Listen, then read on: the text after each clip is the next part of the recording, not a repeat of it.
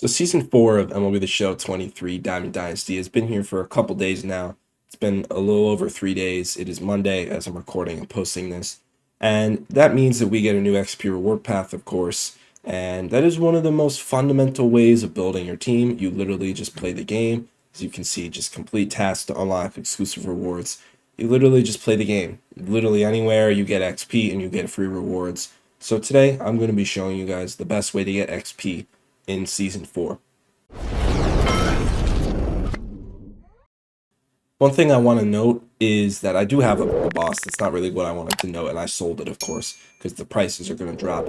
But it is a long process. A guy like me who grinds this game is going to get XP a lot faster than someone who's a casual player.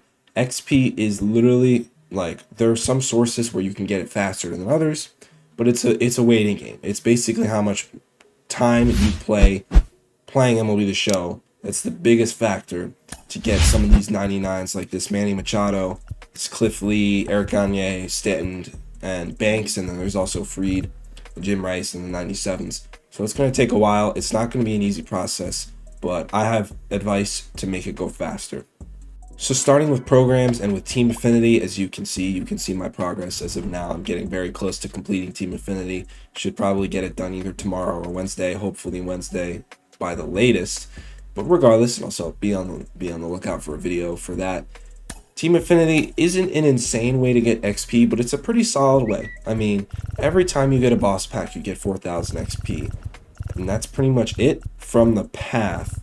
So that means that you're getting 20,000 XP per program, and that times 6 is 120,000 XP by completing Team Affinity, and that's strictly from the program path. So that's not factoring in the Conquest games you're playing, the Showdown, the moments, all these missions you're doing, and the XP that you're getting from those games.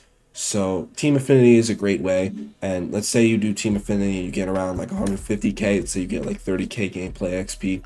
That puts you right around here, so you're getting close to that max freed, and you're at basically this 97. Moving on to other programs, I don't want to say this is the best way to get XP, because these programs are short. I still haven't done Tops Now ever since the new season started. But I mean, you're getting a couple thousand for doing this. This goes by really quickly. So, I mean, you want to get this done regardless. So you're getting some XP. The best XP maker in the other programs is Weekly Wonders. And the way Weekly Wonders works, every Wednesday they reset the program. You do a couple moments and a couple missions and you get quick XP. Like, for example, you do 1, 2, 3 moments and then you do a couple of these missions, which you just get naturally by playing the game. 2,000, 4,000, 6,000, 8,000 XP, just by barely doing anything. So if you're going to do other programs, it's not going to be the best way to get XP, but you naturally do it, and so you'll be getting XP regardless. And if you want to focus on something in other programs, make sure you do your Weekly Wonders. Moving on to single player modes, starting with mini seasons.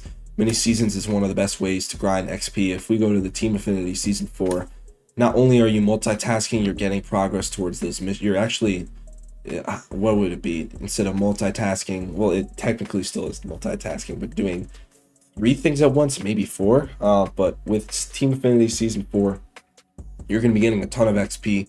I mean, you have all these goals: 1,000 XP, 750, 1,000, 1,500, 1,500, 2,500, 3,500, 5,000, 500, 570, 750, 1,500, and most of these are repeatable, so you get them every single time you do the mini season. Literally, just from the winning the league alone, you are going to be getting 11,000 XP. So that alone is just from winning the league. That's not even counting gameplay XP. That's not even counting XP that you're getting from other modes or from collecting. You get the point.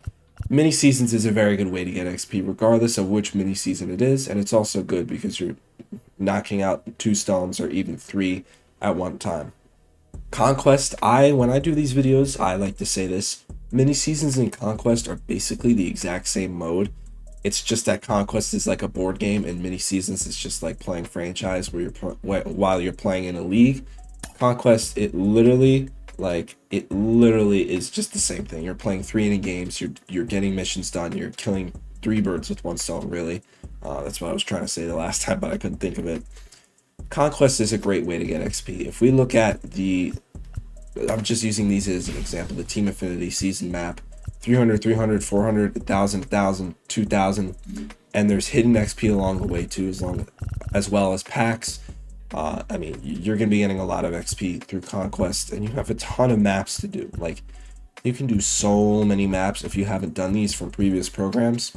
Like, let me try to get a good example. Mother's Day program. Okay, there's some XP in here. Not too much, but you get the point. Conquest will give you a solid amount of XP. Conquest and mini seasons, they don't give you the most XP, but they're the most efficient ways to get XP. Moving on to Showdown, another offline mode that is very good for XP, but it's not the most efficient because if you fail, you have to restart. And the thing is with Showdown is comparing it to Conquest and mini seasons, if you do it more than once, you're not going to be getting as many rewards as you do. Like if you do Conquest more than once, well, I guess Conquest isn't a good example, but mini seasons, if you like repeatedly do mini seasons, you could get progress towards Team Affinity, and you could get progress towards like the vouchers and like stat missions that you need in the program. While Showdown, you're not going to be getting progress at all. And if you mess up once, you have to restart the whole thing and you basically wasted it. So Showdown, it's a good way. I mean, each of these will give you a good amount of XP, but not better than the other two single player modes that I've mentioned. Moving on to online modes, starting with ranked seasons. Ranked seasons, this is probably going to get you the most XP for playing a game. The only issue is it's ranked. Like, it's sweaty, it's super competitive. You're playing your God Squad against other God Squads, which is fun, but it's like, if you're trying to grind XP, it's kind of tedious because you're playing really frustrating or fun games. And they're very long, they're like 40 minutes on average. So I wouldn't recommend this because it's kind of tiring, but if you're willing to do it, then go for it. For BR, now look, BR, I haven't even touched this program, and the new one comes out tomorrow because the rewards suck in this program. I just bought all these henchmen. But it's a pretty good way of getting XP. I mean, we're getting a new program tomorrow. They already revealed one of the rewards was Marcelo Mayer, Future Stars. But moving forward, I mean, 2,500, 2,500. That's 3, 4, 5, 6, 7, 8, 9, 10, 11, 12. So 12 times 2,500. So 25,000 plus another 5,000. So that's 30,000 XP just from the path of completing the BR program. Yes, it takes a little while to complete this program, but you're also getting gameplay XP and missions with other guys as well.